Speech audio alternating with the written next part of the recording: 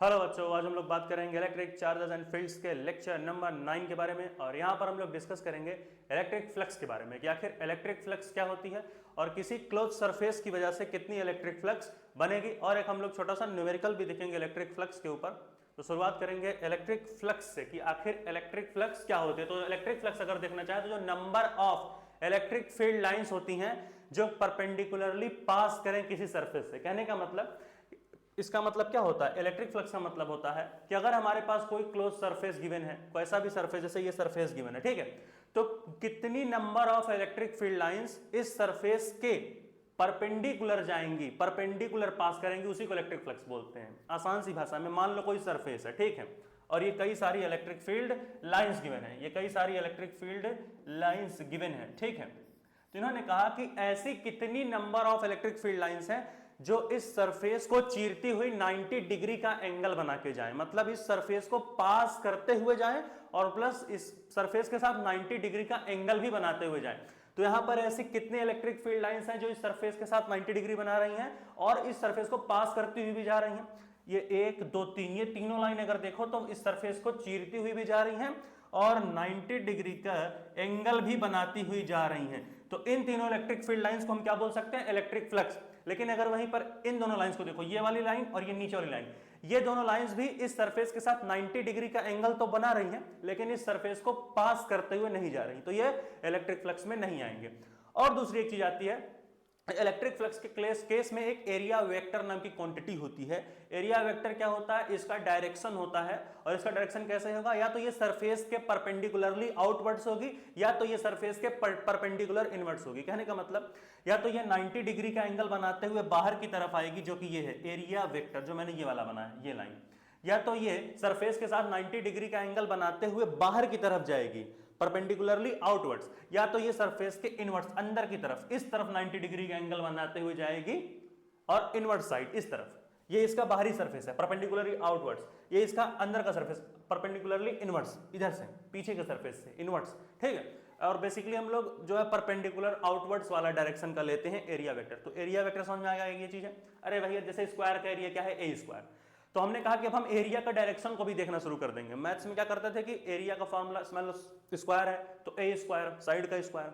अब हमने कहा कि इसके डायरेक्शन को भी बताओ, तो किसी भी सरफेस के लिए जो एरिया का डायरेक्शन होता है एरिया वेक्टर का, वो परपेंडिकुलरली आउटवर्ड्स हम लोग लेते हैं, ठीक है। 90 डिग्री का एंगल बनाते हुए बाहर की तरफ जाएगा, सरफेस के साथ 90 डिग्री का एंगल बनाता है, ठीक है। फिर हमने इसका फॉर्मूला पढ़ा कि हमने कहा कि फ्लक्स को जो हम डिनोट करते हैं वो फाई से डिनोट करते हैं, और फ्लक्स का जो फॉर्मूला होता है इसको हमने कहा कि vector E dot vector A, यानी जो इलेक्ट्रिक फील्ड है वेक्टर में उसका जो है और एरिया वेक्टर, इन दोनों के डॉट प्रोडक्ट को जब हम लाते हैं, जो इन दोनों का डॉट प्रोडक्ट होता है वही हमारा इलेक्ट्रिक फ्लक्स कहलाता है, ठीक है। तो कितना हो जाएगा, ये हमारा हो जाएगा vector E dot vector E, ठीक है।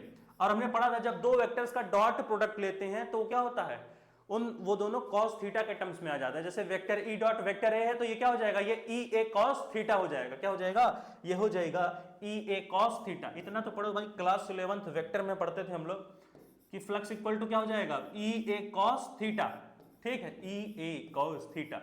ये थीटा क्या है, ये थीटा है इलेक्ट्रिक फील्ड, ये जो इलेक्ट्रिक फील्ड जा रही और ये एरिया वेक्टर जा रहा, इन दोनों के बीच का एंगल होता है थीटा। ये जो cos थीटा में थीटा गिवन है, ये थीटा क्या है, थीटा है angle between electric field and area vector, ठीक है।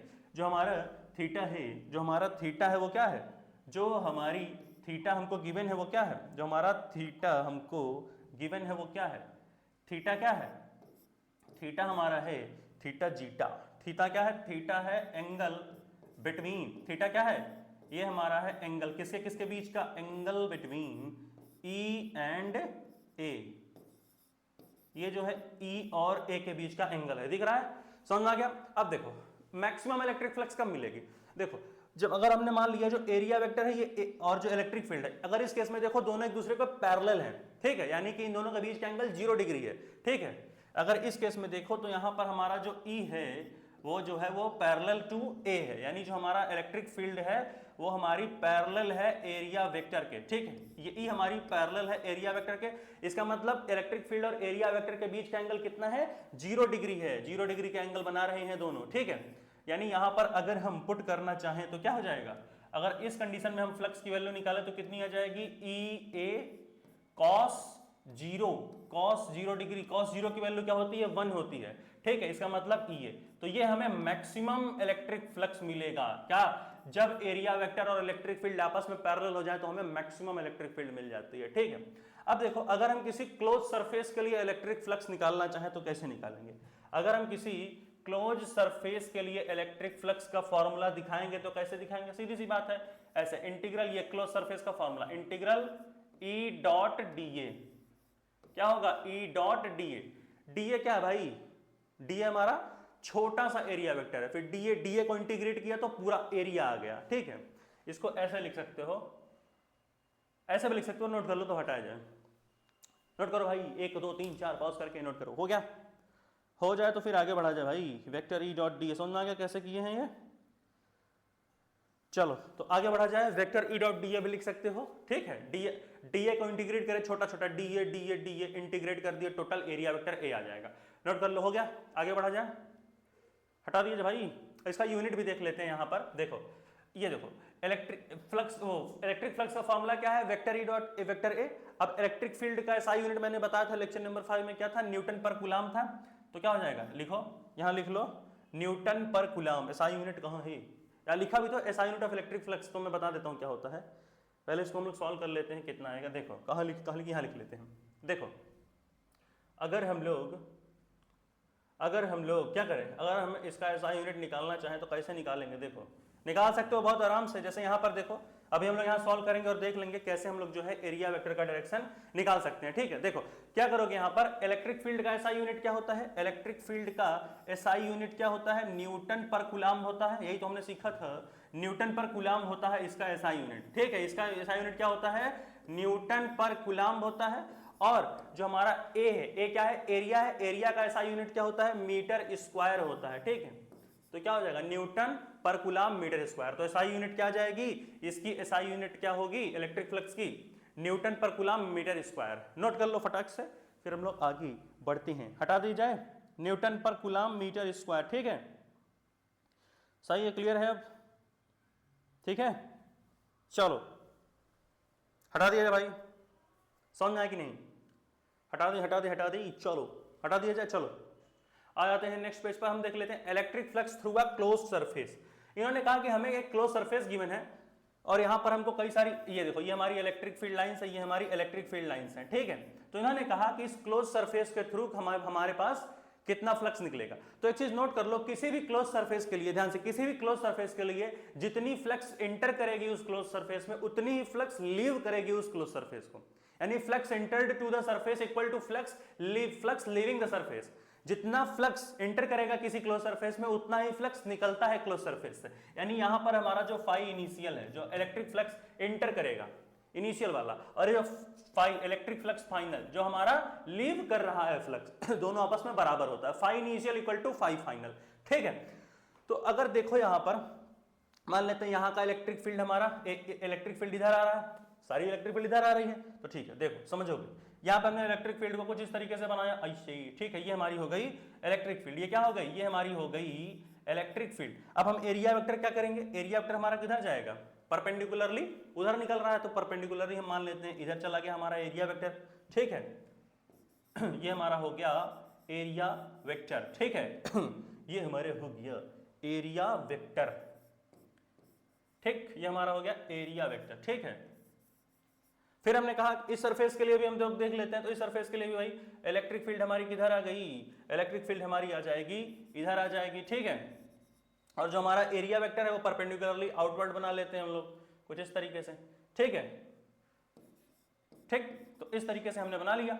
अब अगर ध्यान से देखोगे तो दो फ्लक्स इनिशियल कितना है उसको पहले हम लोग लिख लेते हैं। तो फ्लक्स इनिशियल हमारा कितना हो जाएगा, ई ए इंटू कॉस, कॉस के बाद इलेक्ट्रिक फील्ड और एरिया वेक्टर के बीच का एंगल कितना है, कॉस 180 है, 180 डिग्री है, तो कॉस 180 लिख लोगे, ठीक है। और जो हमारा फाइनल फ्लक्स है, यानी कि जितना फ्लक्स हमने लीव करा है, जितना फ्लक्स हमारा लीव किया इस क्लोज सरफेस से, वो कितना हो जाएगा, ये हो जाएगा ई ए कॉस जीरो हो जाएगा, क्योंकि इलेक्ट्रिक फील्ड और एरिया वेक्टर के बीच का यहाँ पर जो एंगल बन रहा है वो 0 डिग्री बन रहा है, तो यहाँ पर क्या हो जाएगा, ये कॉस जीरो हो जाएगा।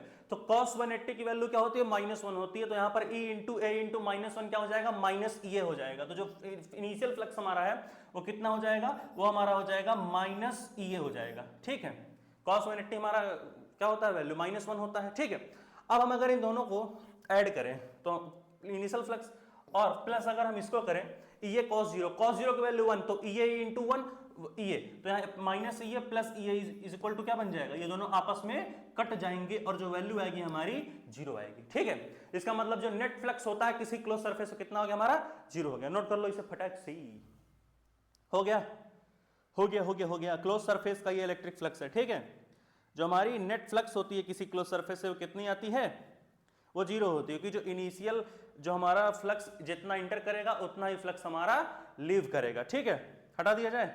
चलो भाई नेक्स्ट क्वेश्चन पे आ जाते हैं हम लोग। नोट कर लो इसे पहले अच्छे से ही, नोट कर भाई, नोट कर नोट कर नोट कर। हो गया, बढ़ा जाए आगे। चलो आ जाओ नेक्स्ट टॉपिक पे, हटा दें। चलो तो हम आ जाते हैं एक बढ़िया से न्यूमेरिकल पे, क्वेश्चन ऑन इलेक्ट्रिक फ्लक्स। इन्होंने हमसे कहा कि हमारे पास एक चार्ज क्यूब है जो कि इनक्लोज है किसी सरफेस में। ठीक है, फिर उस सरफेस का रेडियस इन्होंने कहा कि मान लो कैपिटल आर है। ठीक है, फिर उन्होंने कहा कि अगर उसका रेडियस रिड्यूस, जिस सर्कुलर कॉइल में या फिर यहाँ का लिखा जिस स्फेरिकल सरफेस में वो चार्ज क्लोज है, अगर उस स्फेरिकल सरफेस के रेडियस को घटा दिया जाए, ठीक है, तब कितना इलेक्ट्रिक फ्लक्स चेंज, तब कितना चेंज आएगा इलेक्ट्रिक फ्लक्स में। समझोगे, नोट कर लो इस क्वेश्चन को, डायग्राम के थ्रू देखते हैं। नोट करो, रिकॉर्डिंग ऑन है कि नहीं, ऑन तो लग रही है, हाँ, तो नोट करो इसे हम लोग, फिर हम लोग देख लेते हैं क्वेश्चन में। 1 2 3 4 5 करके नोट करें। हो गया। चलो देख लेते हैं क्वेश्चन में ही। अच्छा भाई पेज नंबर 13। तो यहां पर इन्होंने हमसे कहा कि हमारे पास एक चार्ज गिवन था जिसको हमने मान लिया क्यू चार्ज है, हमने मान लिया क्यू चार्ज है। यहां पर हमारे पास एक चार्ज है, उसको हमने मान लिया क्यू है। ठीक है, ये जो चार्ज था इस बड़े वाले स्फेरिकल सरफेस में रखा था। अब इस बड़े वाले स्फेरिकल सरफेस का रेडियस हमने माना कैपिटल आर है। फिर हमने कहा कि इस स्फेरिकल सरफेस के रेडियस को हमने रिड्यूस किया। जब रिड्यूस किया तो एक और नया स्फेरिकल सरफेस बन गया। तो इन्होंने कहा कि कितना चेंज आएगा अब इलेक्ट्रिक फ्लक्स में। मान लो इस जब बड़े स्फीयर में रखा गया था चार्ज, तो इसकी वजह से जो फ्लक्स बन रहा था वो मान लो फाई बन रहा था, फाई इलेक्ट्रिक फ्लक्स। तो अब जब रिड्यूस कर दिया गया रेडियस को, इस स्फेरिकल सरफेस के रेडियस को रिड्यूस कर दिया, एक नया स्फेरिकल सरफेस बनाया, तो इलेक्ट्रिक फ्लक्स में कितना चेंज आएगा। जो इस चार्ज की वजह से इलेक्ट्रिक फ्लक्स निकल रहा था उस इलेक्ट्रिक फ्लक्स में कितना चेंज आएगा, तो इसमें कितना फ्लक्स में चेंज आएगा, यही हमसे पूछ रहा है। तो अगर ध्यान से देखो तो ये जो चार्ज था, इस ये मान लो पॉजिटिव चार्ज है, तो पॉजिटिव चार्ज की वजह से जो इलेक्ट्रिक फील्ड लाइन निकलती है वो बाहर की तरफ निकलती है। ठीक है, अवे फ्रॉम द चार्ज। तो ये हमारी इलेक्ट्रिक फील्ड लाइंस हैं जो कुछ इस तरीके से भाग रही हैं। ये हमारी क्या है, ये हमारी है इलेक्ट्रिक फील्ड लाइंस।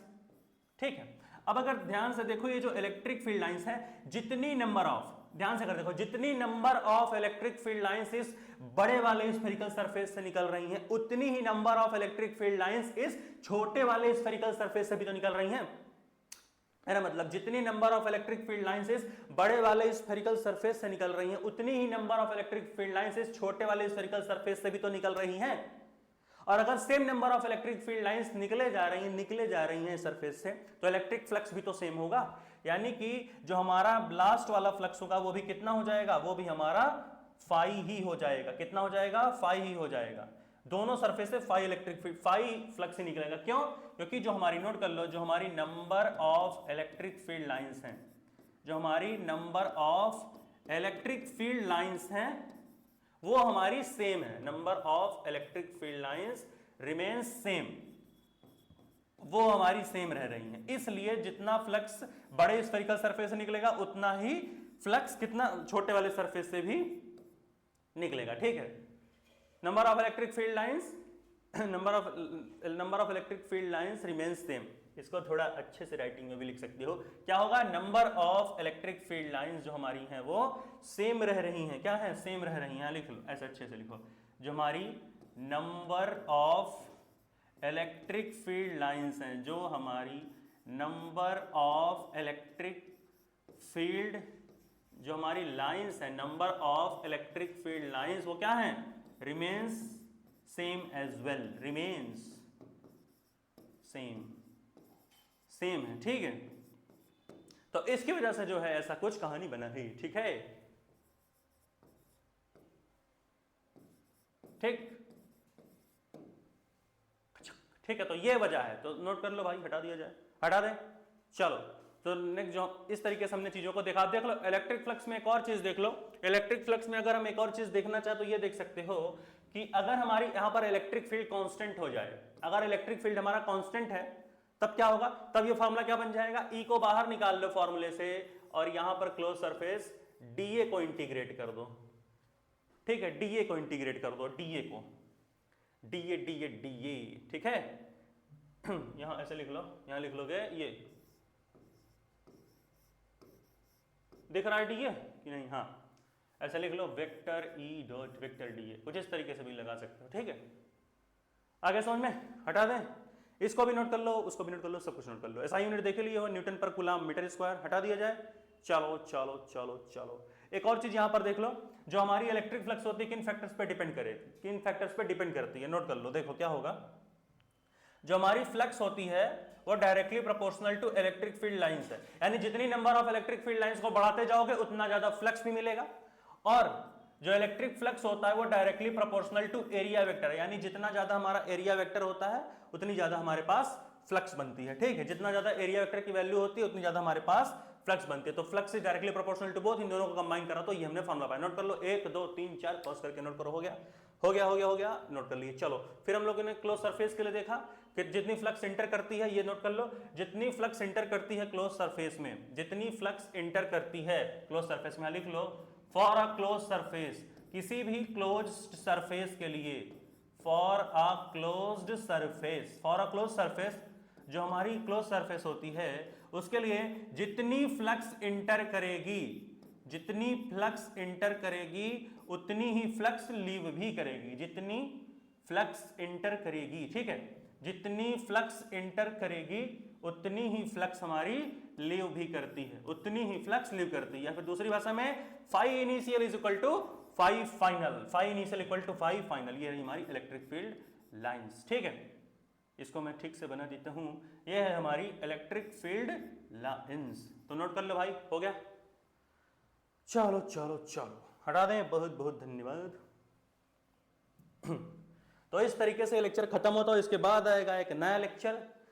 देख लो एक बार फिर से, तुम नोट कर लो पूरा, क्लोज सरफेस कहाँ गया कहाँ गया कहाँ गया कहाँ गया, क्लोज सरफेस खुल जाओ, ये रहा close surface, electric flux for a close surface, note कर लो इसे सही से, हो गया, देख लियो भैया। चलो ये आ जाओ लास्ट वाले पे, न्यूमेरिकल देख लो अपना तुम लोग, इस न्यूमेरिकल्स को भी देख लो भाई, ये न्यूमेरिकल देख लिया देख लिया देख लिया, हटा दिया जाए। चलो ये हमारा इलेक्ट्रिक फ्लक्स भी देख लो बढ़िया से, ठीक है, इलेक्ट्रिक फ्लक्स नोट कर लो फटाक से, हो गया, हटा दिया जाए, ठीक।